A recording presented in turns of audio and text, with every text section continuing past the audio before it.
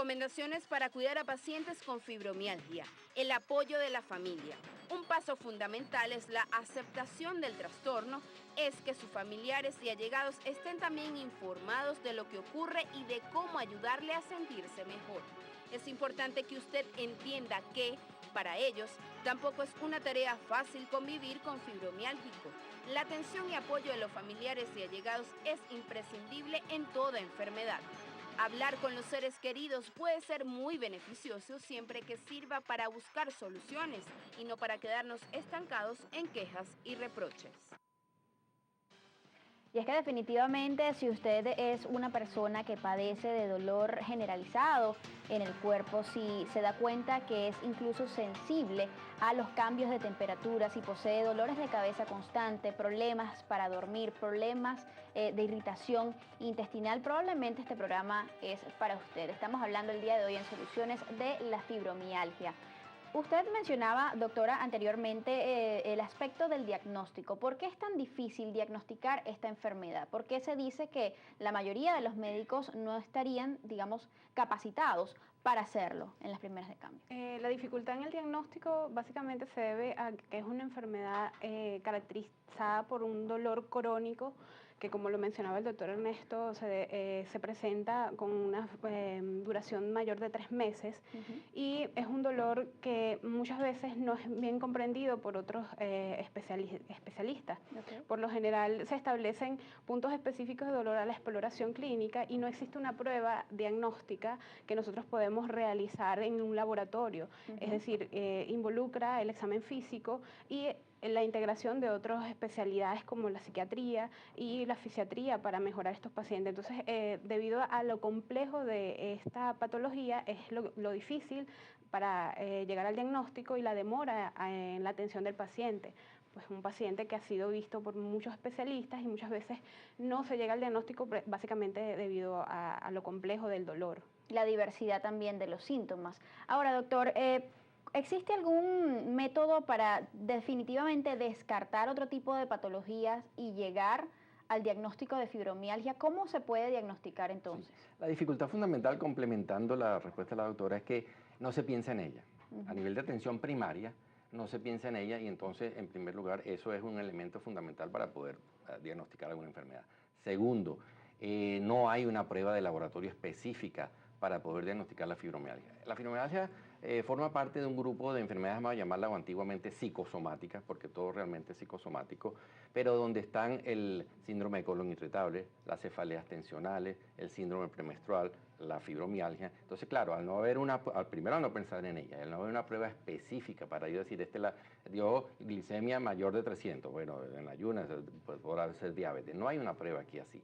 No es como las demás enfermedades reumatológicas inflamatorias. Tenemos parámetros de inflamación para diagnosticar la artritis reumatoide, por ejemplo, pero para la fibromialgia no. Entonces, primero hay que pensar en ella. Segundo, hay que entonces hacer diagnósticos diferenciales con otros síndromes dolorosos crónicos, la causa del trastorno del sueño, la fatiga y la gran comorbilidad que existe con enfermedades psiquiátricas, particularmente de la depresión. Fíjate tú, por ejemplo, en la población general la prevalencia de depresión es 5 o 6%. En los pacientes con fibromialgia puede llegar hasta el 20-30%, la comorbilidad con la depresión. Entonces, de alguna manera, o nos enfocamos que es solo depresión y no nos enfocamos en el dolor crónico. Entonces, hay que hacer un diagnóstico clínico integrado de manera de poder primero pensar en ella y después diagnosticarla adecuadamente para instaurar un tratamiento adecuado. Ahora, justamente usted defiende que el origen de la fibromialgia entonces tendría, digamos, su raíz en el aspecto psicológico. Sin embargo, hay otros médicos que dicen y que a partir de algunos estudios defienden que esto se puede deber a la irregularidad quizás o la baja en los niveles de algunas sustancias en el cerebro, como sería la serotonina en este caso. ¿Cómo queda, digamos, toda la controversia que gira en torno justamente al origen y qué importancia tiene definitivamente ya descartar y definir de qué se trata, siendo que al conocer la causa, pues se podría encontrar la solución del problema? Ya la vamos a aclarar. Lo que pasa es que a nivel también neurofisiológico, anatómico, las vías que comparten, las vías a nivel del sistema nervioso que se encargan de transmitir el dolor, comparten también muchos elementos con los trastornos afectivos, con la depresión particularmente, a nivel de vías del sistema nervioso central y a nivel de una sustancia que se llaman neurotransmisores, que son así como los encargados de efectuar la función del sistema nervioso.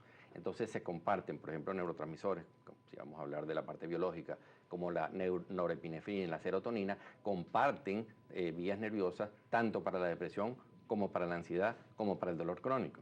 Entonces hay un poco controversia, no debe haber tanto, porque, como te digo, todo es psicosomático, todo tiene un componente psicológico, todo tiene un componente orgánico. Cuando, para hablar un poco de la etiopatogenia, ¿cuándo se dispara la fibromialgia? Bueno, por el estrés, pero cuando hablamos de estrés, ¿qué es? Bueno, sí, las preocupaciones, la ansiedad, el estrés también puede ser físico.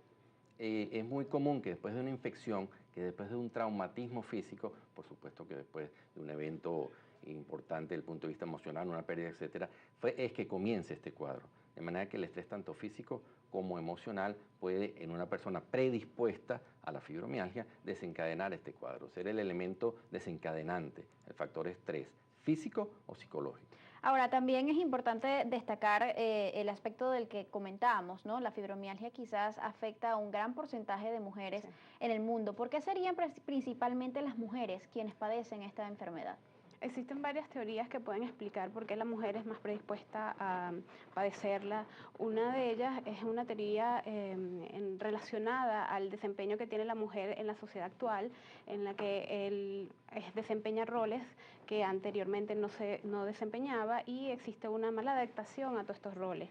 Sin embargo, desde el punto de vista biológico, como ya lo explicaba el doctor, existe también la demostración de que existen sustancias, neurotransmisores, que son hormonas que tienen una disminución en la transmisión de esta sensibilidad al dolor y el paciente tiene un umbral exaltado a la percepción del mismo. Entonces, aparentemente, debido a todos estos factores, la mujer puede ser una de las que con más frecuencia se afecta. Porque se dice también que puede ser una enfermedad hereditaria. Se habla de una cifra de que el 28% de las personas que la padecen tienen antecedentes de padres que también sufrieron la fibromialgia.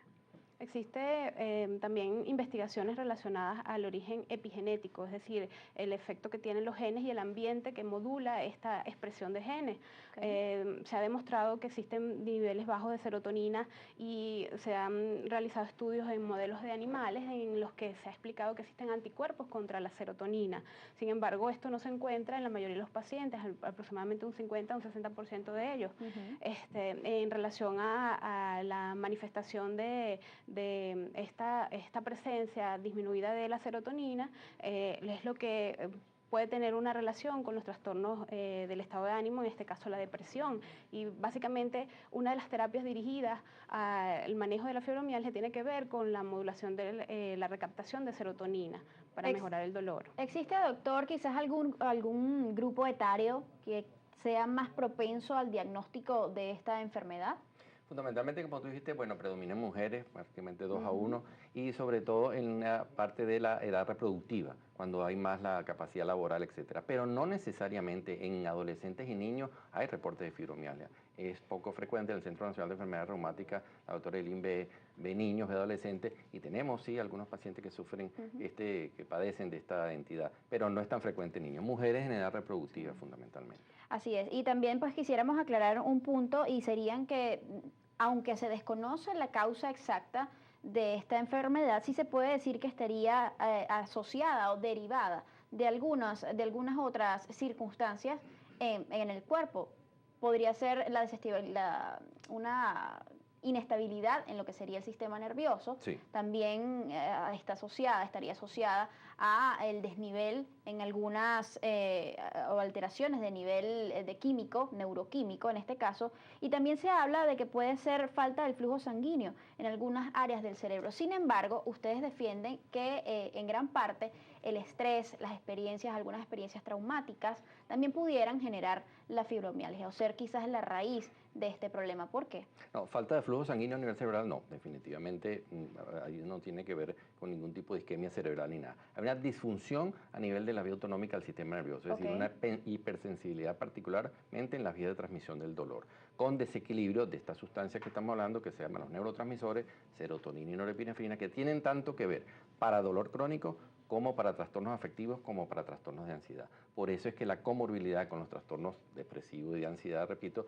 tiene tanto que ver, porque son a nivel neurofisiológico, se comparten más o menos las mismas vías, los mismos neurotransmisores. ¿Puede asociarse esta enfermedad con otro tipo de patologías? ¿Cuáles serían?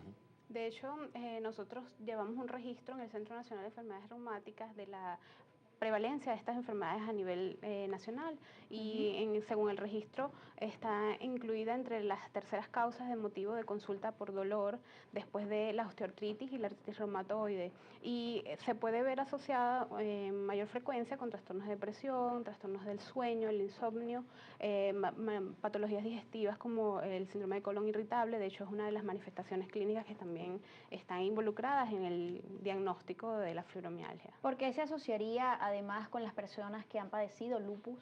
Sí, ahí en ese sentido podríamos hablar de la fibromialgia primaria, que es la paciente, entonces, repito, mujer, edad reproductiva, que tiene trastorno del sueño, tiene fatiga crónica, tiene dolor muscular generalizado, que no necesariamente el no especialista tendría que precisar estos puntos de sensibilidad particular como lo hace ya el especialista en reumatólogo, sino dolor crónico generalizado, no inflamatorio. Pero también se habla de la fibromialgia secundaria, es decir, una paciente que, por ejemplo, un paciente que tenga una artritis reumatoide, un lupus eritematoso sistémico, como tú decías, con diagnóstico muy bien hecho, pero que secundariamente tiene todos los criterios también para la fibromialgia. Entonces hay que también diagnosticarla como comorbilidad y tratarla también adecuadamente. Hay muchísima participación, doctores, hasta ahora a través de nuestra cuenta en Twitter, @solucionesgb, hoy con el hashtag fibromialgia. Una pues de los aportes o de las inquietudes las hace Jessie. Ella dice apoyo legal para lograr la incapacidad laboral en Venezuela de las personas con fibromialgia. Ya decía usted que es una de las principales causas de ausentismo laboral en el país. Osmari Arbelo dice, el dolor neuropático y crónico y la fibromialgia la padezco desde hace 5 años y todos los exámenes no me sale nada y ni con opioides, dice ella. Arelis Rodríguez también opina por el Twitter, dice, mi hijo padece y a sus 23 años ha perdido la calidad de vida. Los médicos deben aprender más y ayudar a sus pacientes. Un poco de las interrogantes que vamos a estar definitivamente aclarando ya en el próximo segmento. Sin embargo, es importante también que desarrollemos el aspecto psicológico de esta enfermedad. ¿Por qué es tan asociada a cuadros depresivos? De eso vamos a estar hablando más adelante. Nos vamos a un corte, pero antes vamos a escuchar las declaraciones de la doctora Eloymar Rivero. Ella pues interviene en el programa en esta oportunidad para explicarnos un poco o hacer un balance de lo que ya hemos venido desarrollando a lo largo de esta mañana. La dejamos con ella. Hablarles de fibromialgia es hablarles de una patología que hasta ahora es que comienza apenas a encaminarse las investigaciones para tratar de dilucidar una causa que no se conoce bien. La fibromialgia aqueja fundamentalmente a mujeres que tienen característicamente una diversidad de cuadros clínicos en donde no hay una prueba diagnóstica específica para el cuadro. Es decir, que la orientación diagnóstica siempre va a ser fundamentalmente clínica. Frecuentemente los pacientes se aquejan predominio matutino y que está acompañado de trastornos cognitivos, de cuadros depresivos, de limitaciones del área psicológica, en donde la paciente se siente mucho más afectada de lo que realmente pudiera estar por términos físicos. Yo creo que lo más importante es que hemos estado abriendo camino para reconocerla como una patología y en función de eso tratar de orientar a los pacientes y a su familia, porque el problema no es solamente la paciente aquejada de este problema, sino comienza a afectar toda la funcionalidad de esta persona y su entorno. Entonces, si se quiere, la mejor opción terapéutica puede ser orientar al paciente y a quienes conviven con este paciente para que entiendan cuál es la problemática y cómo pueden ayudar.